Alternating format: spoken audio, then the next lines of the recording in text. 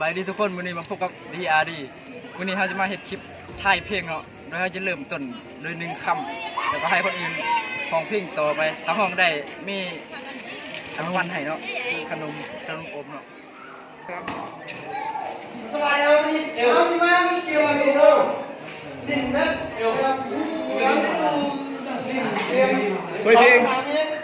ตั้งเป็นหล่อหอเป็นเสียงมันแน่โดยโอ้เปิดหน้าจะฟัง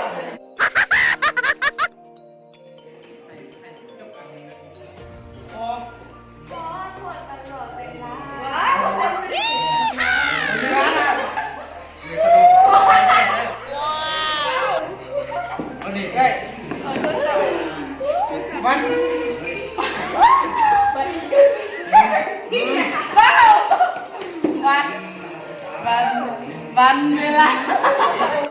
เฮ็ดไม่อยากเฮ็ดของปิดซับนี่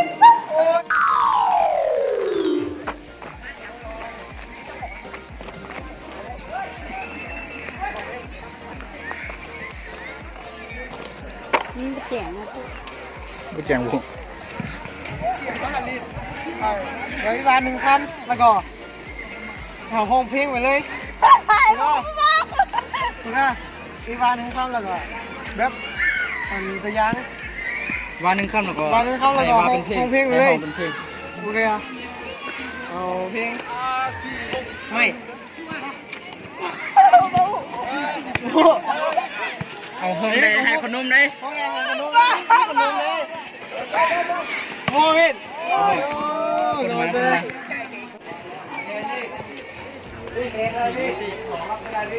เอาไปเลยเฮ้ยของนึงอ่ะต้องเข้าอ่ะเฮ้ยเก่งนี่อยู่ไหนกันเวลาเนี่ย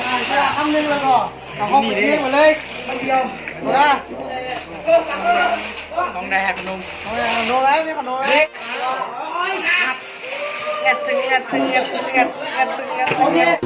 งับทั้งงับทั้งงับทั้งงับงับทั้งงับทั้งงับทั้งงับงับทั้งงับทั้งงับทั้งเฮ้ยไปต่อเลี้ยงแฮะ มีคำถามมาให้ อ้าวผมสิ ซอฟต์เลยนะที่ว่าคำนึงว่าห้องเป็นเพลงหมดเลยนะอ๋อตัวนี้นะทวน ฝนตกที่ลงมาอะไรเนี่ย เดี๋ยวเราผ่านวันหนึ่ง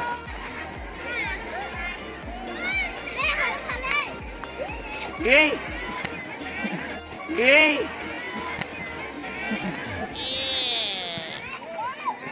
พูดนะเพลงพูดนะไม่หรอก จริงอ่ะ พูดถามไหม จริงอ่ะ เอาไหม ซี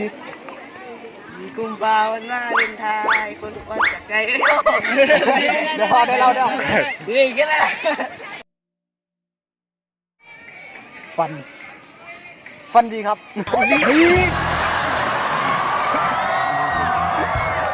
บ่ฮู้ก็ประมาณไม่ได้กินขนม เอาง่ายๆดูฟันยังเอาให้โอกาสอีกนึง ให้โอกาสอ่ะอยากสิเจ้าเด้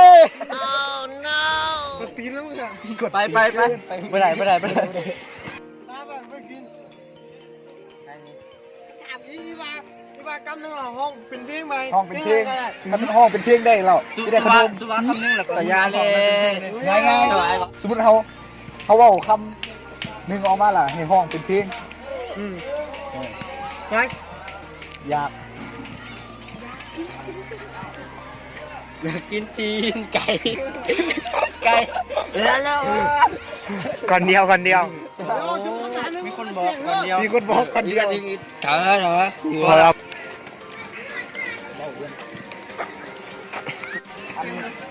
ที่ว่าคำนึงเลยก็ให้ห้องเป็นเพลง ทำห้องได้จะได้ขนม ห้องได้ขนม ผมก่อน ได้